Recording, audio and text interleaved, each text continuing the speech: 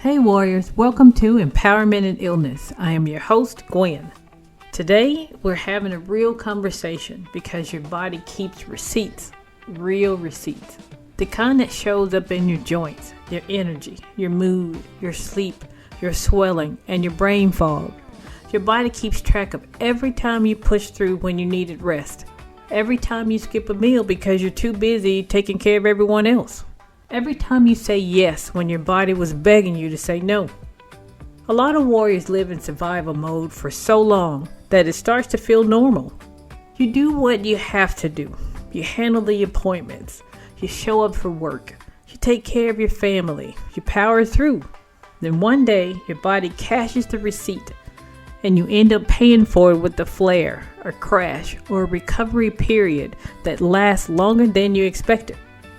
This episode is about honesty without shame.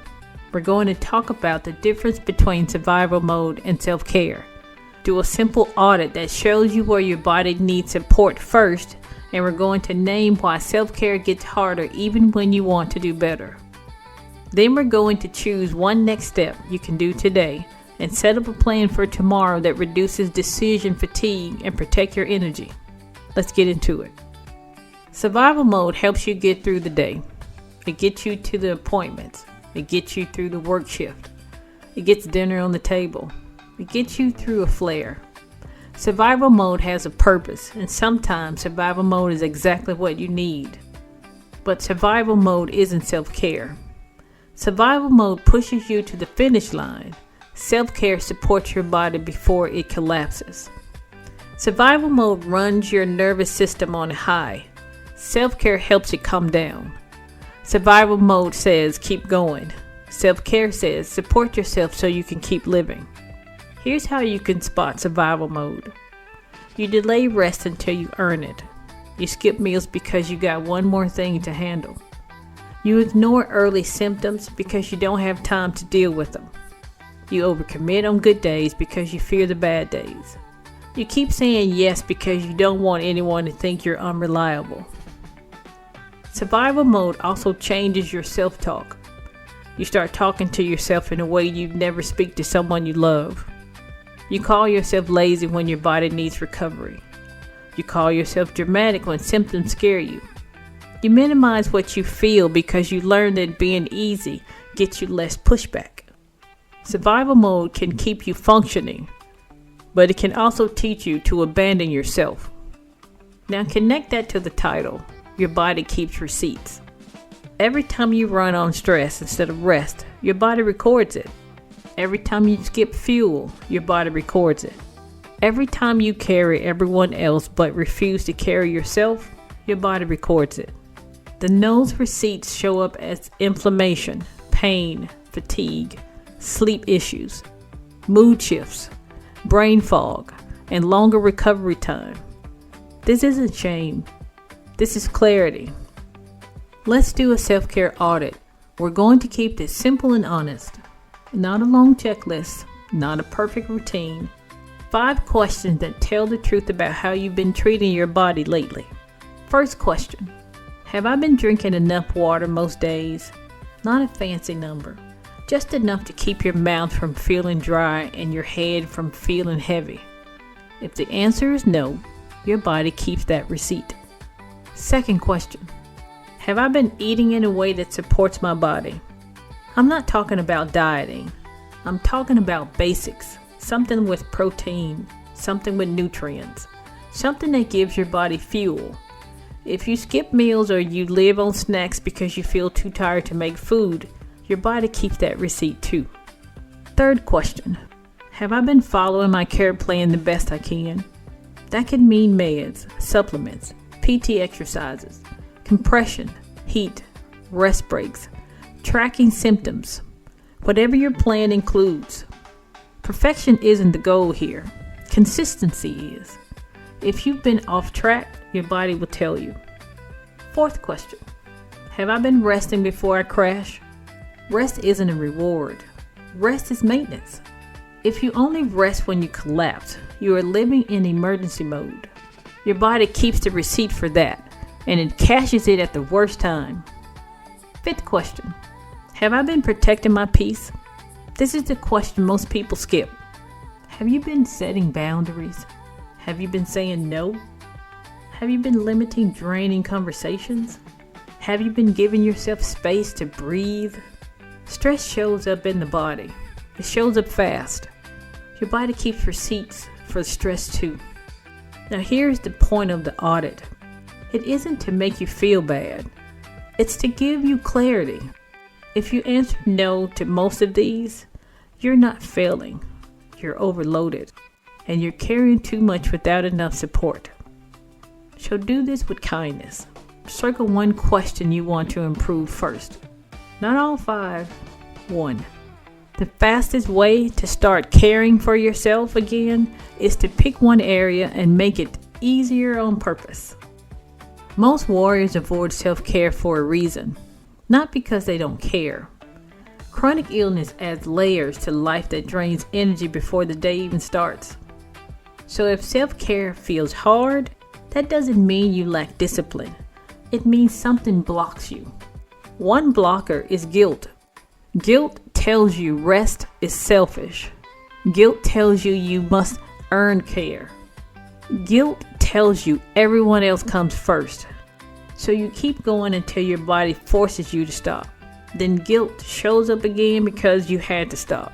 That cycle drains you. Another blocker is fear. Fear often hides behind avoidance.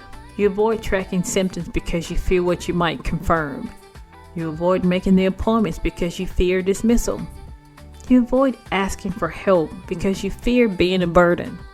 Fear convinces you silence is safer, but silence often costs the most. Burnout is another blocker. Burnout makes basic care feel heavy. You know you need food, but choosing feels impossible.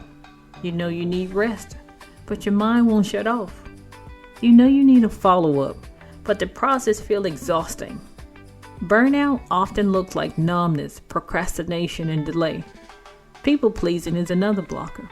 People-pleasing train you to protect everyone else's comfort, even when it hurts you. You say yes so nobody gets upset. You explain so nobody misunderstands. You keep showing up even when you feel empty. Then your body pays for everyone else's comfort. And sometimes the truth is simple. Your old care system no longer fits your current capacity. Your routine might not work anymore. Your energy may not support how you used to do things. When the system doesn't fit, you stop using it. That isn't failure, that's feedback. You need a simpler system. So name your real reason. Guilt, fear, burnout, people pleasing, or a plan that no longer fits. Once you name the real reason, you can choose a smarter next step. And that is how you stop handing your body receipts it will cash later. When you realize your body has been cashing receipts, your brain wants to fix everything at once. You start making big promises. You plan a full reset. You decide you will eat perfectly, sleep perfectly, track everything, keep every appointment, and never overdo it again. Then life happens, your energy dips, and you feel like you failed before you even started. So we're not doing that. We are choosing one next step. One. Not because you don't deserve more, but because one step is how you rebuild trust with your body. One step is how you get out of survival mode without overwhelming yourself. Here's a simple menu. Pick the one that fits your day, not the one that sounds most impressive. Hydration. Drink a full glass of water now, then set one reminder later. Food. Eat protein within the next hour. Meds. Set your meds out and take them with water, then mark it done. Rest. Take a 10-minute rest before you crash. Boundaries. Say no to one thing that drains you. Tracking. Write down 3 symptoms and 1 question for your next visit. Now here's the part most people skip. Make the step easier on purpose. Don't rely on willpower. Build a setup. Put water where you sit most. Keep default food stocked. Keep a notepad ready for symptoms. Create a 1-sentence boundary line. This is how you stop handing your body bills you can't pay. You choose one next step you make it easier, then you repeat it. That is real self-care. That is how you move from surviving to supporting yourself. Tonight matters more than you think. Not because you need a perfect routine, but because a small setup can protect you from tomorrow's stress. When you plan in advance, you wake up with fewer decisions. Fewer decisions mean less fatigue. Less fatigue means you stop spending energy before your day even starts. So we're going to build a simple tomorrow plan.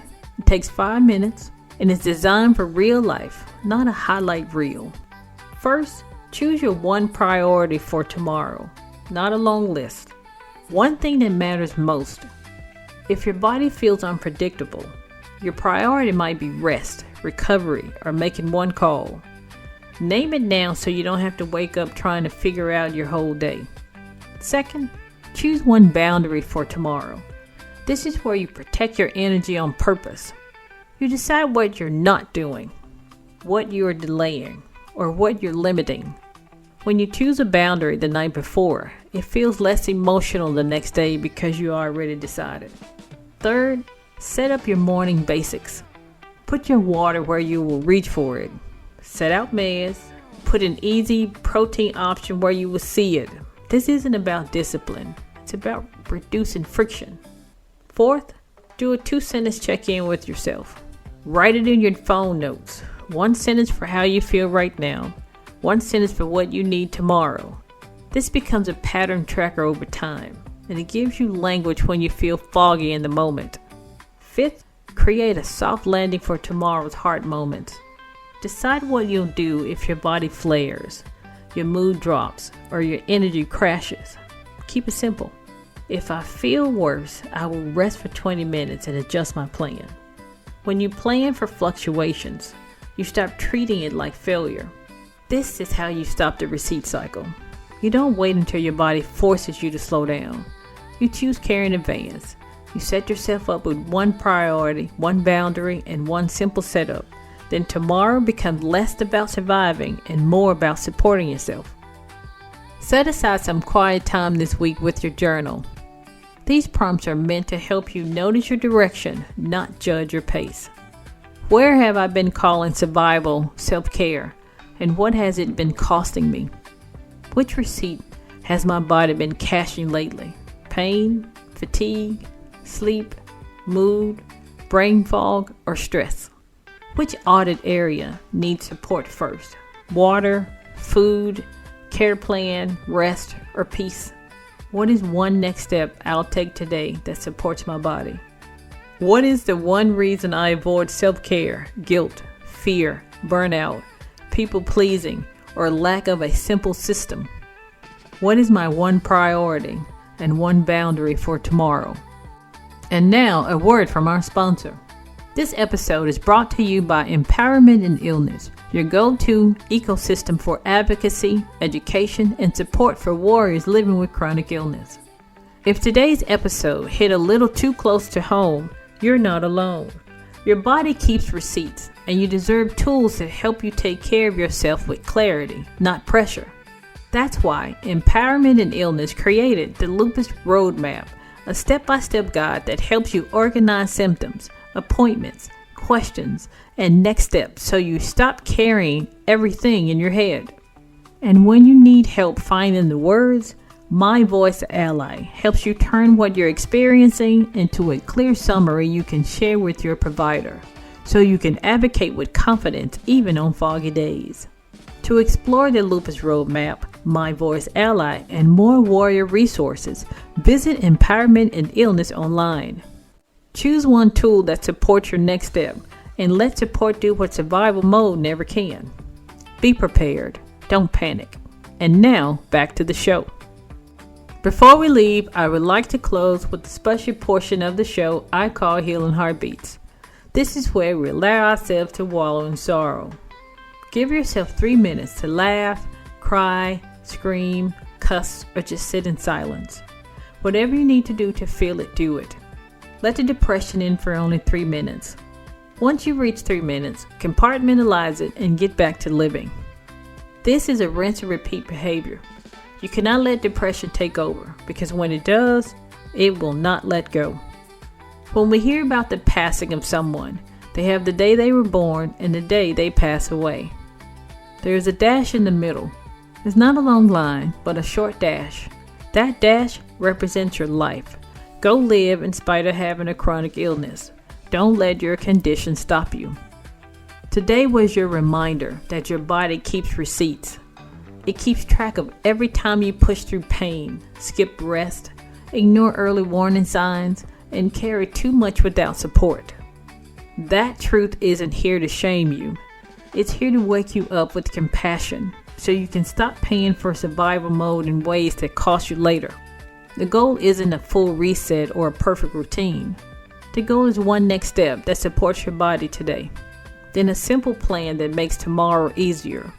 Water within reach, protein that takes no effort, meds ready, one boundary already decided.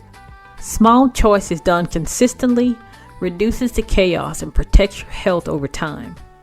If you remember nothing else, remember this. Self-care isn't something you squeeze in after you handle everyone else. Self-care is how you stay steady enough to keep showing up for your life. Start where you are. Choose one next step and let that be enough for today. Remember, you have the strength, the heart, and the support to continue your journey. Be safe.